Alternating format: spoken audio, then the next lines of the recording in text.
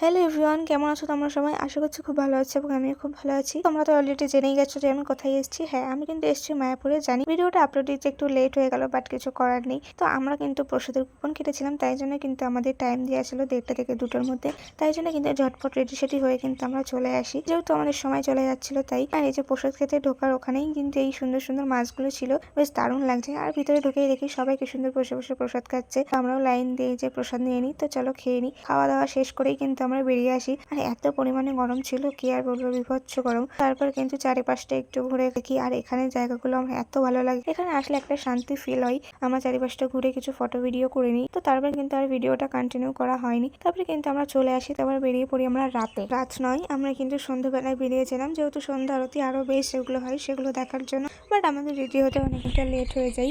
তো তাই জন্য কিন্তু আমরা তাড়াতাড়ি করে ঝটপট করে টোটো তুটে গেছি। আর এখানে কিন্তু সেই দেখি এরকম বেরিয়েছে, বাট আমার জানা নেই এটা কি। আমরা একটু ঘুরে বাড়ির জন্য নিয়ে নিই প্রসাদ। মন্দিরের ভেতরে তো ক্যামেরা অ্যালাউ নেই, তোমরা তো সকলেই জানো। তাই জন্য কিন্তু কিছু তুলতে পারিনি। ভেবেছিলাম সবকিছু শেয়ার করবো তোমাদের সাথে A to Z, বাট পারিনি, তার জন্য সরি। তো এখন কিন্তু আমরা যাব বাড়ির দিকে। আমাদের ঘোরা কিন্তু এই পর্যন্তই। তো ভালো লাগলে like, comment, share and subscribe করে দিও। দেখা হবে নেক্সট ভিডিওতে। টাটা।